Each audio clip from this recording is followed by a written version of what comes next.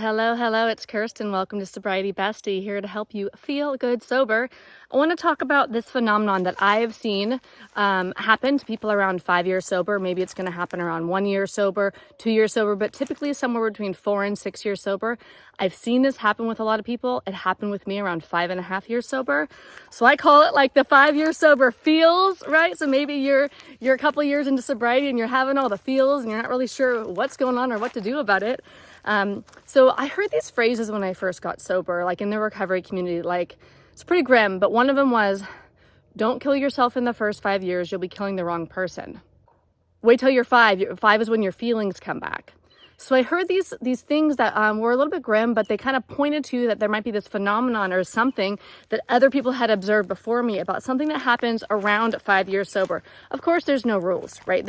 So for me specifically, what happened is like around 5 years sober, I embarked on this like huge major healing journey, and I was quite literally traveling around India and Nepal and Thailand doing all these healing things. And after that, it was like, boom, I got smacked with all of my feelings.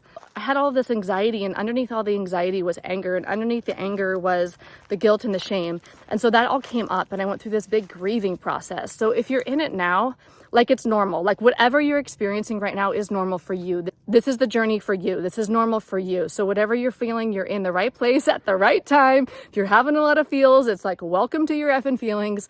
And so this is the journey then. So like, what do you do if you're having all these feelings? Like, how do you navigate the feelings? What do you do? And so my biggest advice here is that and what was the most transformative for me, and this works for anybody who is sober or not, right? If you want to feel good sober, you want to be able to feel good without needing to reach for something. Maybe you're reaching for a secondary addiction or a micro addiction, right? No shame. Just like it's hard to human.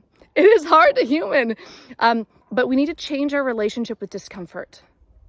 How we relate to the discomfort inside of our body. So whether that discomfort is called loneliness, whether it's called anxiety, rage, guilt, grief, whatever it is, we need a new relationship with that discomfort. And that takes us on the journey to transform it, to heal it, to resolve it. And so when we change how we relate with our inner world, with the sensations of the emotions, when we drop our consciousness down out of the thought about it, of like the feeling about it, when we learn to be with it instead of within it. And so here's what I mean. If I'm within the emotion, it means like when I'm angry, or when I have guilt, or when I have shame, when I'm feeling like I'm not good enough, or when I feel like it's your fault, or I'm wanting to blame somebody, if I'm within it, then I'm acting from it. It's almost as if that emotion is in the driver's seat of my life, and it is steering how I engage with the world, right?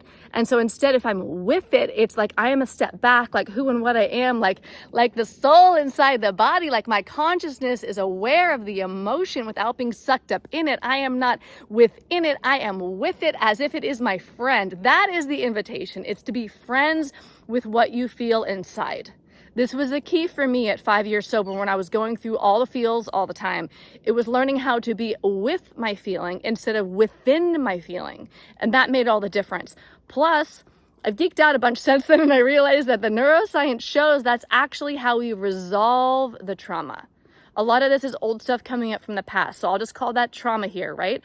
And so this old stuff is coming up from the past. The past is coming up into the present. And the way that we resolve it, meaning get rid of it, is that we had developed that new relationship with it. We are with it. That creates new neural pathways in our brain so that it doesn't come up again, so that we're actually moving through it and creating these new trails in our brain so that we don't have to go down that same way anymore. We're no longer drinking to cover up our feelings. So now our feelings are bubbling up and ready to be resolved. And to me, that's the ultimate freedom, is that I can be with anything at any time. No matter what arises in my body, I'm cool. I'm comfortable in my skin. I don't always prefer what I feel. I don't always prefer to have the discomfort in my body, or to be with anger, or to be with guilt or loneliness or whatever arises. But I feel confident in that I can be with it, that I can be with it instead of within it. So the next time you notice you are within the emotion, see if you can almost step back. It's almost like, does that make sense? That you are observing it. You are the witness of what is arising in you. You are that still place behind it, that compassionate witness where you notice that anger is here. Instead of I am angry, anger is here. And that's made all the difference. If you're interested in going a little deeper, come over to sobrietybestie.com/roadmap, where I have a roadmap essentially to freedom about how to navigate what's happening in your inner world, all of the emotions, everything that arises, all of the arousal inside your body, whatever emotion it is. And wherever you're at on your journey, I wish you much peace and much freedom. and I'll see you in the next video.